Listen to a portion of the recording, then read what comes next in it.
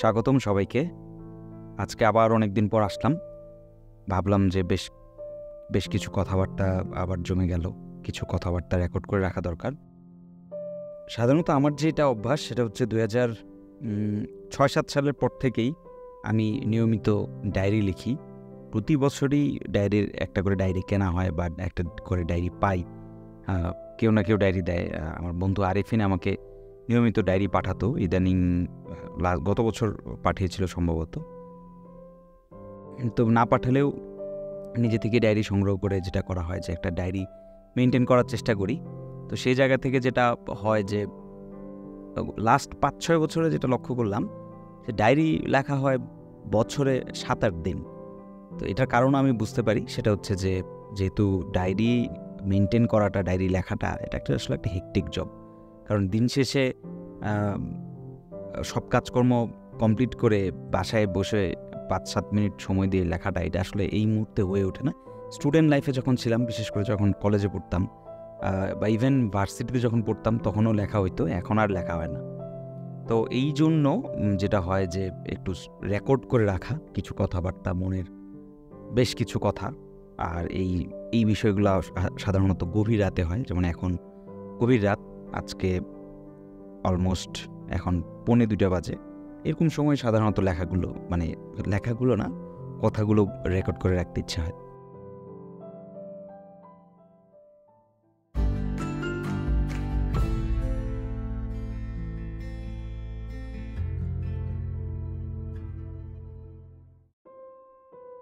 এর আগের পডকাস্টগুলোতে আমি আমার যা ভালো লাগে, যে বিষয়গুলো আমার স্পেসিফিক কিছু বিষয় নিয়ে রেকর্ড করে রেখেছিলাম। এবার তেমন কিছু নেই। যেমন লাস্ট কথা বলেছিলাম সম্ভবত নির্বাচন নিয়ে। তো নির্বাচন সংক্রান্ত আরও নতুন অনেকগুলো অভিজ্ঞতা হলো। যেমন গতবার যেটা করেছিলাম সেটা হলো যে জাতীয় নির্বাচন সম্পর্কে বলেছিলাম। এরপরে উপজেলা পরিষদ সাধারণ নির্বাচন 3 জায়গায় করলাম। এর মধ্যে একটা ওই সেম আগের যেই চর ছিল সেই চরে করা হলো। নির্বাচন অবশ্যই যেই চাকরিটা আমি করি, এই চাকরিতে নিত্য নতুন অভিজ্ঞতাগুলো হয়। এই অভিজ্ঞতাগুলোর মধ্যে একটা বড় বিষয় হলো ইলেকশন। বলা হয় যে অ্যাডমিন সার্ভিসে 3E একটা অনন্য সাধারণ অভিজ্ঞতা দিয়ে থাকে। 3 এর মধ্যে একটা হচ্ছে এভিকশন, একটা ইলেকশন, আর একটা হলো এক্সাম। সবগুলোই করা হয়েছে। এর মধ্যে ইলেকশনটা কিন্তু আমার কাছে যথেষ্ট থ্রিলিং মনে হয়। সবসময় নতুন নতুন অভিজ্ঞতা হয় আর কি। গত সপ্তাহের যদি একটা অভিজ্ঞতা বলি, আমার কাছে একটা অর্ডার আসলো। ডিসি স্যার একটা অর্ডার করেছেন, সেটা হলো যে একটা লাশ উত্তোলন করতে যেতে হবে। আমরা যদি আমাদের যে সিআরপিসি দেখি, লাশ উত্তোলনের ক্ষেত্রে নিয়ম যেটা হচ্ছে যে একজন নির্বাহী ম্যাজিস্ট্রেট বা এক্সিকিউটিভ একজন ম্যাজিস্ট্রেট থাকা লাগবে। তো খুবই ছোট একটা বাচ্চা, ছোট বলতে একদমই ছোট, গর্ভে থাকা অবস্থায় তার মৃত্যু হয় এবং গর্ভপাত করানো হয় বেসিক্যালি। খুবই ট্র্যাজিক স্টোরি। এবং যেহেতু ওইটা একটা বিচারাধীন বিষয়, এই বিষয়টা আমি ওইভাবে হয়তো শেয়ার করবো না। কিন্তু বিষয় যেটা মেয়েটার সাথে যেটা ঘটেছে, আর মেয়েটার বয়স প্লাস যে হলো দোষী, সব মিলে যে ঘটনাগুলো ঘটেছে এবং যে ছোট্ট শিশুটা এই দুনিয়ার আলো দেখলই না, সেই শিশুর লাশ আমার উত্তোলন করতে যেতে হলো। খুবই হৃদয় বিদারক ঘটনা। কিন্তু যেহেতু এই চাকরির সুবাদে আমার এরকম বিভিন্ন রকম অভিজ্ঞতাগুলোর সম্মুখীন হতে হচ্ছে, তো যেমন এটা একটা নতুন অভিজ্ঞতা ছিল আর কি। তো গত সপ্তাহে এরকম এক জায়গায় গিয়ে, একটা উপজেলায় গিয়ে আমাকে একটা লাশ উত্তোলন করতে হয়। ছোট্ট একটা শিশুর লাশ, ওই লাশটা পলিথিনে করে একটা কাগজের বক্সে করে তার উপরে পলিথিন মুড়ে সেটা একটা নদীর ধারে মাটি চাপা দেওয়া হয়, সেখান থেকে তুলে এনে সেটা পরীক্ষা করা এবং একটা সিদ্ধান্তে উপনীত হওয়া। এটা খুব কষ্টকর একটা বিষয় ছিল। এবং যেটা হয় যে আমি মোটামুটি 2 দিন তেমন কিছু খেতে পারিনি। খাওয়া সামনে এলেই আসলে ওই শিশুর যে লাশ, গলিত বিগলিত লাশটার কথা মনে পড়তো। এটা খুব অদ্ভুত আসলে অভিজ্ঞতা। আরেকটা অভিজ্ঞতা বলা যেতে পারে,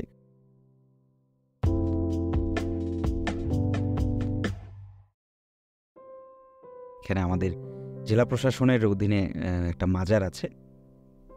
তো সেই মাজারটার যেই রকম ফতেহা হয়, তারপরে ওই মাজারের যে বাৎসরিক ওরস হয়, এবং মাজারে আরও রেগুলার বেসিসে যে সকল রিলিজিয়াস বিষয়গুলো হয়ে থাকে, তো সেগুলোতে আইনশৃঙ্খলা রক্ষা, পাশাপাশি জেলা প্রশাসন যেহেতু নিয়ন্ত্রণ করে গোটা মাজারটাকে, এবং যেহেতু আয়ন ব্যয়নের বিষয় আছে, যে সবগুলোর ক্ষেত্রে জেলা প্রশাসকের একজন প্রতিনিধি, একজন ম্যাজিস্ট্রেট সেখানে দেওয়া হয়। তো সেখানে এবছর আমাকে দেওয়া হয়েছে এরকম একটা মাজারে। তো দেখা যায় যে ওই মাজারে যেতে হয়, মাজারে মোমবাতি প্রজ্বলন করতে হয়। ফল ফতেয়া কয়েকদিন আগে হলো, যেটা হলো যেহেতু এখন ফলের মৌসুম চলছে, বিভিন্ন দেশি ফলগুলো মানুষজন, ভক্তরা, আশেকান যারা আর কি, আশেকানরা এই ধরনের ফল ফলান্তিগুলো নিয়ে এসে এই মাজারের যে দরবারে সেখানে তারা এটা উপহার হিসেবে দিয়ে যায় এবং এইখান থেকে একটা পোর্শন হচ্ছে খাইয়ে দেওয়া হয়, আর যেগুলো বিক্রি করার মতো সেগুলো বিক্রি করে দেখা যায় যে বেশ খরচটা কিছুটা নির্বাহ করা হয়। এছাড়াও মাজারের অনেকগুলো ইনকাম সোর্স আছে, যেমন হলো যে এখানে বেশ কিছু আমাদের হলো সিন্দুক আছে যেগুলো তো পয়সা ফেলে মানুষ। তো সিন্দুকগুলো খোলার সময় কিন্তু আমাকে থাকতে হয়। সেই সিন্দুকগুলো খুলে বিভিন্ন রকম কয়েন, টাকা পয়সা, সোনা, বেশ কিছু জিনিসপত্র জমা হয়। সেটা আমাকে কিন্তু আবার মাজারের যে ব্যাংক আছে সেটাতে জমা করতে হয়। এরকম বেশ কিছু, এটাও একটা অদ্ভুত অভিজ্ঞতা। সেখানে আশেকানরা এসে ভিড় করে, কথাবার্তা বলে, আমাকে বক্তব্য দিতে হয়, তাই না? একটা মানে অদ্ভুত এক অভিজ্ঞতা। তো আজকে আসলে আমি যেটা দেখলাম যে আমি কোনো প্ল্যান ছাড়াই অলরেডি 2-3টা কথা যেহেতু বলে ফেললাম, তা এর অর্থ দাঁড়াচ্ছে যে আমি আসলে আমার চাকরি সংক্রান্ত, চাকরিতে যে সকল অভিজ্ঞতাগুলো হচ্ছে সেগুলো আমি আসলে অল্প অল্প করে লিপিবদ্ধ তো বলা যায় না, শব্দবদ্ধ করে রাখছি আসলে। তো এরকম আরও একটা অভিজ্ঞতা বলা যায়, সেটা হলো যে আমরা যে কোর্ট করি, অনেকেই জানে না যে প্রশাসন সার্ভিসের যারা ফিল্ড অ্যাডমিনিস্ট্রেশনে কাজ করেন তারা এক্সিকিউটিভ কোর্ট এবং আরও 2টা কোর্ট আছে, ওই কোর্টগুলোর কথা বাদই দিলাম।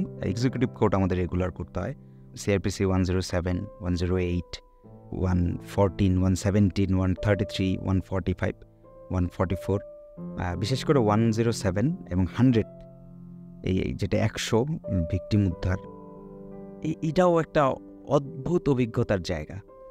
মানে এই বিষয়গুলো হয়তো বলে আমি আমার অনুভূতিগুলো প্রকাশ করতে পারবো না। যেমন 100 ধারায় যেই আমি কোর্টটা করি, সেখানে দেখা যায় যে এক পক্ষে মা, আরেক পক্ষে, দ্বিতীয় পক্ষে দেখা যায় যে বাবা এসে উপস্থিত হয়।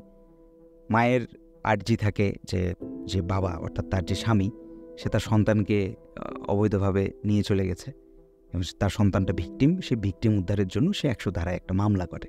আমার কাজ হচ্ছে পরিস্থিতি এবং যেই সিচুয়েশন সেটা বিবেচনা করে মায়ের কাছে বা বাবার কাছে কার কাছে থাকবে সে সিদ্ধান্ত দেওয়া। তো খুবই কি বলবো, কমপ্লিকেটেড একটা সিচুয়েশন। এরকম একদিন হলো যে একটা বিচারে, আমি একদম ডিটেল বলবো না, এরকম একটা বিচারে আমি সিদ্ধান্ত দিলাম যে বাচ্চারা, 2জন বাচ্চা, একটা বয়স আনুমানিক 3 বছর, একটা বয়স আনুমানিক 7 বছর, ওদের সিদ্ধান্ত দিলাম যে ওরা মায়ের কাছে চলে যাবে।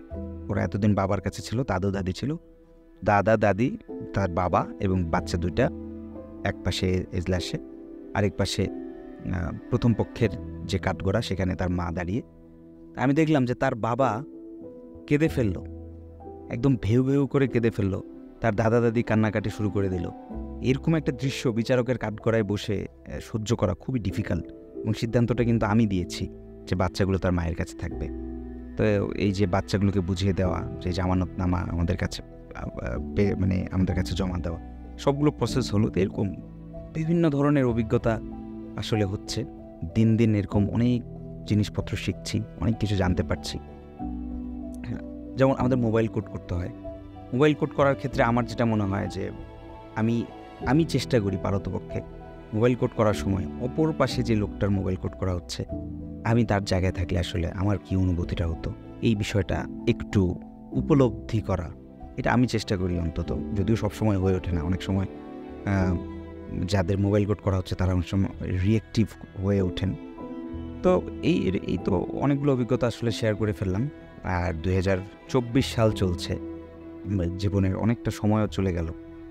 এই অনেকটা সময় চলে যাওয়ার ফলে এই জীবনে যেই মুহূর্তে দাঁড়িয়ে আছি, জীবনে নতুন কিছু হয়তো আসতে যাচ্ছে। জীবনের পরিবর্তন তো আসলে হয়েই থাকে, পরিবর্তন তো হবেই, তাই না? তো এরকম একটা ভালো কোনো পরিবর্তনের অপেক্ষায় আছি।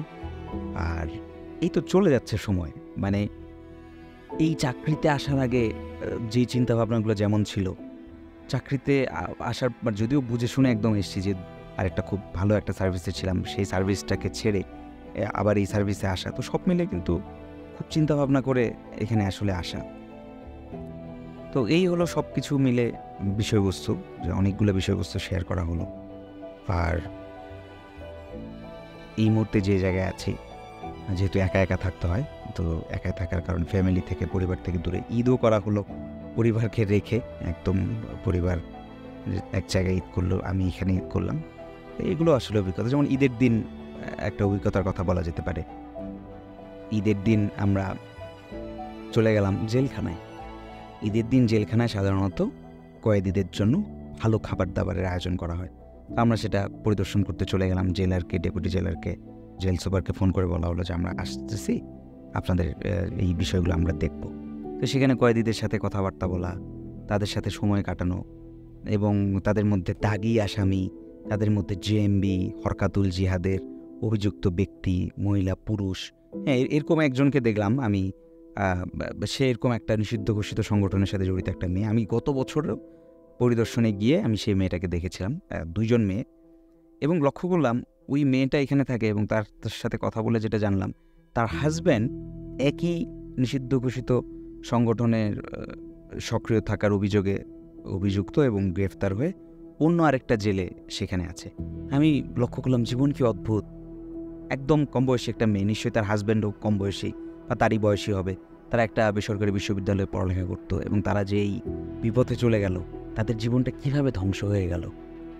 এই মানে কচি বয়সের, ছোট বয়সের একটা ছেলে, একটা মেয়ে, 2টা জেলে বসে বসে মানে পচতেছে, তাই না? এই জিনিসটাই আমি ভাবতাম। আমি যখন ফিরে আসলাম, বা ফিরে আসার পথে আমি আর কারো কোনো কয়েদি, আর কারো কোনো কথাই মনে নেই, শুধু আমার ওই মেয়েটার আর ওর হাজব্যান্ডের কথা মনে পড়ছিল। যে এই যে এরা এত সুন্দর একটা জীবন, বাইরে একটা জগৎ, এটা রেখে ওরা এরকম একটা নিষিদ্ধ ঘোষিত জঙ্গির সংগঠনের সাথে সম্পৃক্ত হয়ে এখন জেলে পচে মরতেছে। এটাই ভাবি আসলে জীবন কত রকম মানুষকে দেখানোর সুযোগ করে দেয়। যেমন একজনকে দেখলাম যে সে মার্ডার করে বসে আছে, এবং সে স্বীকার করলো যে সে মার্ডার করেছে। একটা মহিলাকে দেখলাম সে টেটা দিয়ে তার বৌমাকে মেরেছে। কি অদ্ভুত! মানে কত রকম জিনিসপত্র আসলে দেখতে হয়, তাই না? তো যাই হোক, আজকে অনেক অনেক কথাবার্তা বলে ফেললাম, অনেক কথাবার্তা শেয়ার করলাম। আর নেক্সট দিন হয়তো একদম আরও স্পেসিফিক কিছু নিয়ে আসবো। আর রিসেন্টলি একটা বই পড়তেছি, একটা না, ওই 2টা বই পড়তেছি। 2টা বইয়ের একটাও শেষ করতে পারি নাই। এই বইগুলো শেষ করলে বইগুলো নিয়ে কিছু হয়তো বলার চেষ্টা করব। আর নতুন হলো, আমার একটা লার্নিং হলো, আমি রুবিক্স কিউব সলভ করতে শিখেছি। আমার রুবিক্স কিউব সলভ করতে 7 মিনিটের মতো লাগে, যদিও 8-9 সেকেন্ড 10 সেকেন্ডে কেউ পারে। আমার ছোটো একটা মামাতো ভাই আছে, ও হলো 1 মিনিট 9 সেকেন্ডে সলভ করতে পারে। সেখানে আমি শিখলাম হলো ঈদের আগের দিন, ঈদের পরের দিন। It took me 3 days to learn to solve a Rubik's cube, and it takes 7 minutes for me to solve that. তো এই তো একটা নতুন জিনিস শিখলাম। এইভাবেই জীবন চলে যাচ্ছে, নিত্য নতুন জিনিস শেখা হচ্ছে। শিখতে শিখতেই হয়তো জীবনের এভাবেই একসঙ্গে পরিসমাপ্তি ঘটবে। তো আজকে আর কথা বাড়াবো না, আর নেক্সট কোনো একদিন আরেকটা এপিসোডে এসে হয়তো আরও নতুন কোনো অভিজ্ঞতা শেয়ার করব। এ পর্যন্ত এখানে শেষ করছি। আল্লাহ হাফেজ।